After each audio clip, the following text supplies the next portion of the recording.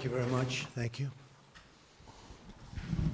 Before I begin, I want to apprise everyone of an incident in the Strait of Hormuz today involving USS Boxer and Navy amphibious assault ship.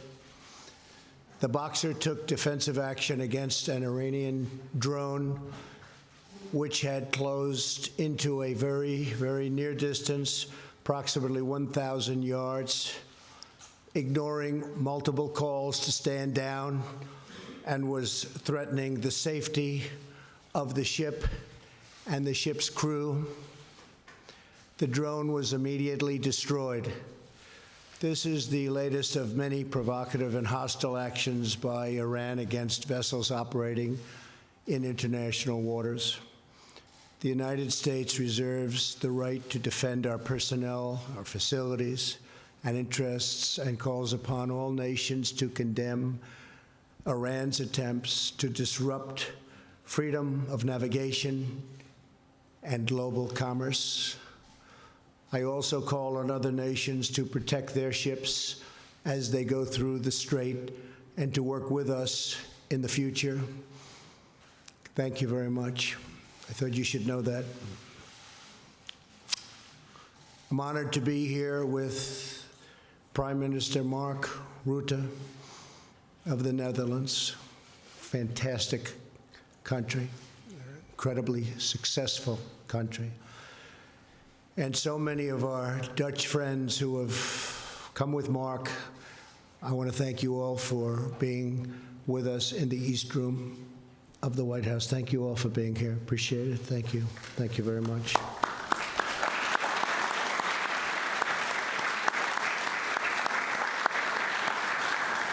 Thank you also to Vice President Pence and Acting Secretary of Defense Richard Spencer for joining us. Thank you, Richard, Mike. Last month, Melania and I traveled to the United Kingdom and France to commemorate the 75th anniversary of D-Day. Together, we paid tribute to every courageous patriot who fought to liberate Europe from the evil of Nazi rule.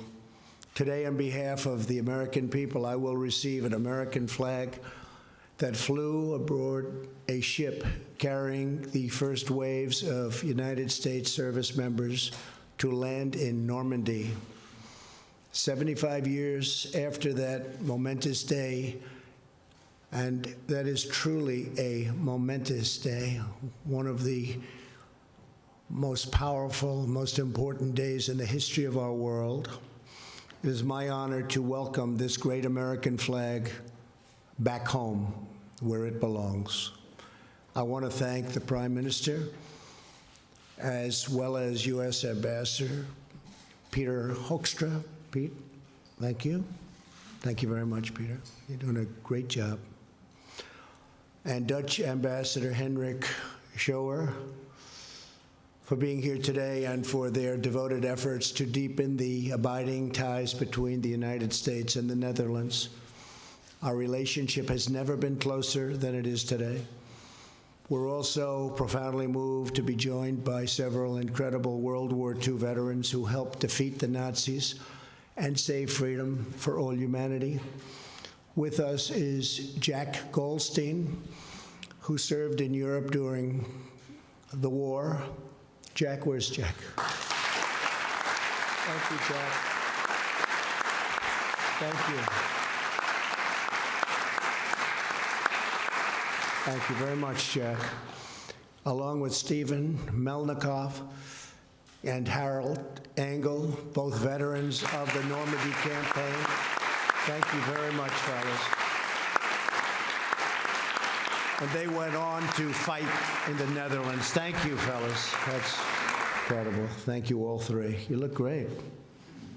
Young guys. Thank you very much. This event would be not possible without the extraordinary generosity of the flag's two donors from the Netherlands, Mr. Bert Krook and his uncle and business partner, Mr. Theo Scholz, and I want to thank you very much. Where are they? Thank you very much. That's great. very much. Thank you.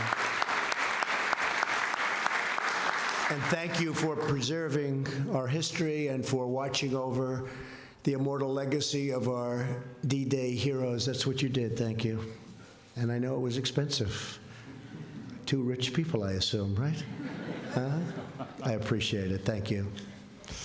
On June 6th, 1944, the flag we received today flew aboard landing craft Control 60, and it was approached, and when it approached Utah Beach, I was there very recently with the First Lady, and it was something incredible to see.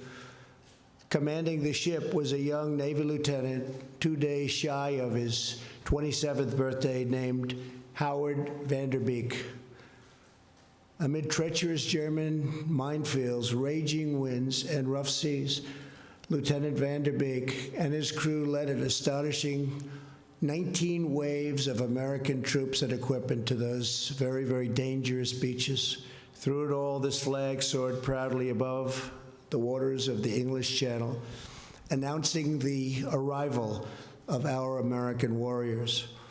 After completing his mission on D-Day, Lieutenant Vanderbeek took the flag, now bearing the scars of German machine gun fire, and stained all over with dirt and diesel and blood.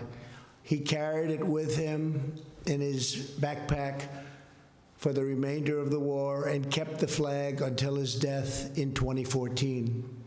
Soon after, the flag was purchased at auction by Mr. Kruk and Mr. Scholz, whose relatives were among the hundreds of Dutch who perished in the German bombings of Rotterdam in 1940. These two gentlemen paid $500,000 to obtain the flag, just so they could return it as a gift to the American people and to the United States of America.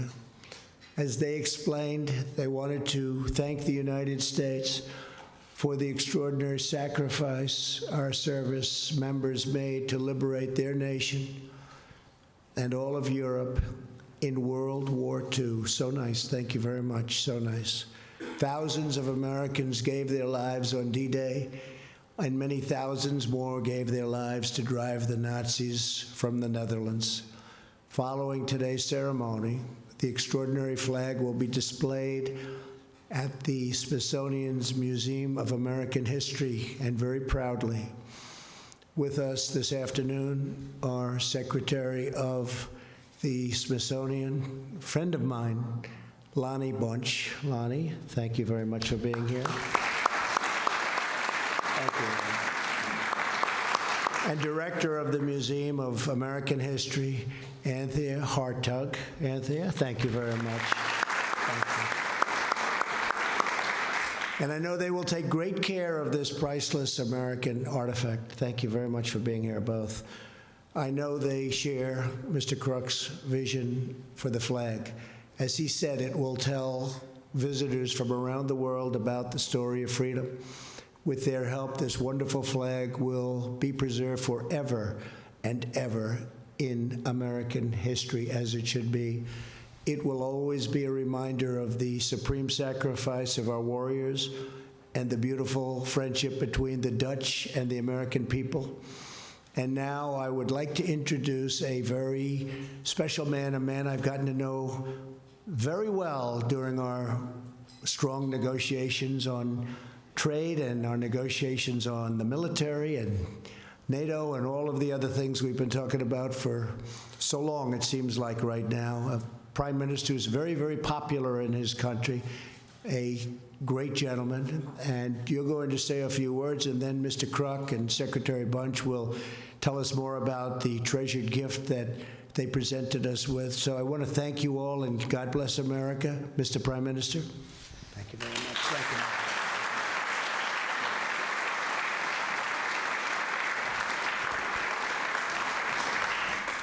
Mr. President, First Lady, Vice President, 70 years ago on the Normandy coast, the Allied forces including thousands of American soldiers, started the liberation of Europe. Beach by beach, street by street, and city by city, they recaptured our freedom at a terrible cost. Many of those men gave their lives so that today we can live our lives in freedom and peace. We will be forever grateful to them. When we hear the stories of those who survived, we can barely imagine what they must have gone through. Landing on those Normandy beaches, plowing through the cold water and the thick mud, while countless grenades exploded and machine guns fired. Death, chaos, and terror surrounded them. But despite all this, those brave soldiers managed to stand their ground. They advanced beyond the beaches and eventually liberated Europe from Nazi occupation, country by country. It's impossible to put their courage and sacrifice into words. But this flag we present to you, Mr. President, is a symbol of what can't be expressed in words. The first American flag to reach the coast of Normandy, where it was hit by enemy fire like all those Allied soldiers. This flag survived, and it prevailed.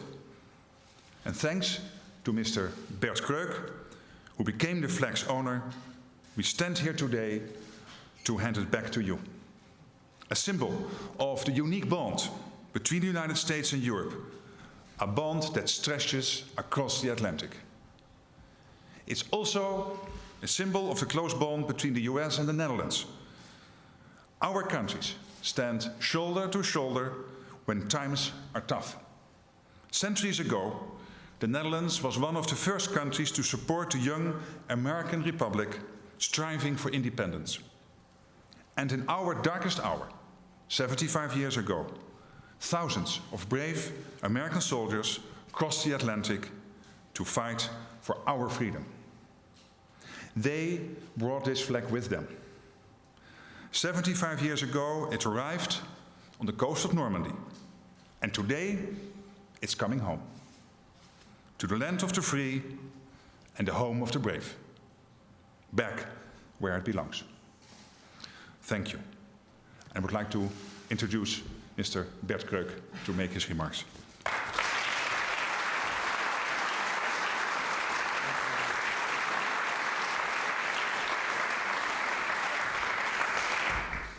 Thank you, Mr. President, First Lady, Mr. Vice President, Excellencies, and distinguished guests. It is a rare honor in life, ladies and gentlemen, to be among heroes. I've had that privilege when I became the owner of one of the most important American flags in history. The flag that was hoisted on LCC 60, the leading vessel that on D-Day first reached the beaches of Normandy. With it, I accepted the responsibility for its legacy and its ultimate destination. That's why I feel humbled and grateful to have the opportunity to speak a few words here today. 870 words in a speech of 5 minutes here at the White House. The place where more than 75 years ago the decision was taken to free Europe from tyranny, a decision that led to the liberation of my country, the Netherlands, and the end of World War II. A war that claimed so many lives, including several members of our family. 870 words to describe the meaning of this flag and the importance of freedom. 5 minutes to remember the victims of war and to honor the sacrifices made by young American soldiers. When they stormed the beaches of Normandy, certain death was waiting for them. But when they faced death, they gave us freedom. A legacy anchored in the lasting awareness that our freedom was not free, but it came at a price, their lives. Lives cut short by heroism, and as beneficiaries of their heroism, we grow up and live in democratic and free societies. That is proof of true greatness. the ability to bend history for the future fortunes of nations and that of mankind. That greatness is embodied in this flag, a symbol of inclusiveness that unites us with the knowledge that their sacrifices were made for all of us. Can anyone say thank you in 870 words? No country or person is without challenge, but in the presence of this flag, we know that we are capable to dream, to fight, to overcome, and to succeed. My life, ladies and gentlemen, was one of many challenges. So standing here today was a long shot. But thanks to freedom, my dreams could fly high. Thanks to my uncle and mentor, Theo Scholz, those dreams became a reality. And thanks to the opportunity given to me by this country, I was able to achieve the American dream. How can I say thank you in 870 words? I've progressed in life through many lessons. One of many is that success is never giving up, that victory is never accepting defeat. Meaningful words, but on D-Day, they meant the difference between life and death. For me, that eventually led to the possibility to secure the flag and become its guardian. There is no greater honor to be allowed to carry that responsibility. A responsibility that has strengthened the presence of humility in my life. For that, I say thank you. But how can I say thank you to someone who is no longer among us, who is not here today, to someone who gave his life for our freedom and never came home, who was deprived from his American dream and gave that opportunity to me instead? In 870 words, there are not enough words to honor our heroes or remember victims of war, wherever they rest, here in Arlington, Normandy, the Netherlands, or any other place. But through that, they connect a special relationship between the Netherlands and the United States, from occupation to liberation. 870 words.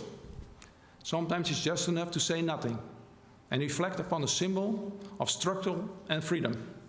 A flag soiled with smoke and oil, pierced with bullet holes, and ripped by the wind. For many of you, this will be the first time that you will see the flag. For those who gave their lives in the mud of Normandy, it was the last time. The last piece of America that they would ever see again. This flag. Greatness will shine upon this powerful symbol long after we're all gone. Its story told to generations to come. Not in 870 words, not in 5 minutes, but with the inexhaustible voice of freedom, surrounded by honor, and with the hope of enduring peace. In light of my own mortality, my role as custodian of the flag would always have been temporary.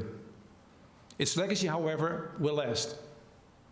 870 words, 5 minutes, to show my gratitude to a nation that carried so much of the burden in our freedom. A nation that means so much to me. Abraham Lincoln once said, "You cannot escape the responsibility of tomorrow by evading it today." So today, I finish the work assigned to me and retire from an amazing duty, but with one inevitable conclusion: to donate the flag to its rightful place, the United States of America, the country from where it left on its mission to free Europe 75 years ago. So I'm very grateful that President Donald Trump, Commander-in-Chief, is willing to receive this important symbol of freedom and legacy of heroes on behalf of the American people. The flag is home. They are home. Thank you.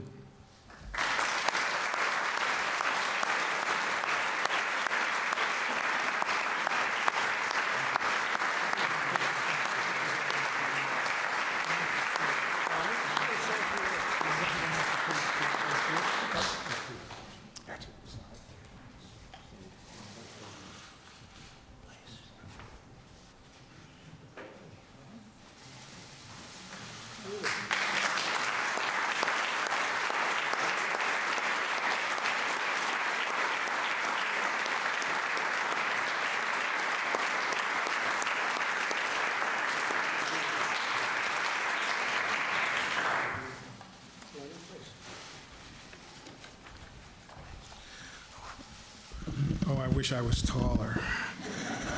What a wonderful gift this is. President Trump, Prime Minister Rutte, let me begin by thanking you for helping to bring such an important piece of America back to the Smithsonian. I appreciate all the work of the ambassadors from the United States and the Netherlands that really made sure this would happen. But the Smithsonian is greatly indebted to Mr. Crook and Mr. Scholes for the generosity in donating this piece of history. Candidly, one of the goals of the Smithsonian is simple. It is to help America to remember the moments such as D-Day that forever shaped our nation. It is my honor on behalf of the Smithsonian and the Museum Director of the Museum of American History, Anthea Hartig, to accept this flag into the collections of the Museum of American History. The items in the Smithsonian speak volumes about the power of remembering. These artifacts teach us lessons about history and about ourselves. Whether it is the gavel that Susan Anthony used to chair women's suffrage conventions, or the Greensboro lunch counter that students use to demand simple justice, or the Apollo 11 command module that proved that nothing was beyond the creativity and the reach of America. This flag helps all who will encounter it to remember a time when the future of freedom was in doubt. We think so much of Lieutenant Beek, who knew the stakes when he led the vessel that guided the landing craft towards Utah Beach. It's amazing to me he survived the invasion and he became the symbol of the American dream. A Dutch immigrant who became a college professor, who raised a family, who gave his all for this country. This flag reminds us of the courage of people who were soldiers during World War II, who embodied not only the best of our nation, but the best of humanity. So on this year, commemorating the Allied landing on Normandy 75 years ago, this flag is a fitting tribute, not just to him, but to all who risked their lives for freedom. When it goes on exhibit in the Museum of American History's D-Day exhibition, it will remind visitors that we are stronger when we join together to overcome the forces of darkness, when our common human decency outshines ignorance and fear, and when our better angels prevail. So let me say, on behalf of the Smithsonian, it is a great honor to accept this flag, and we are just so humbled and pleased to be the place that will help the world always remember what it means to be an American. Thank you very much.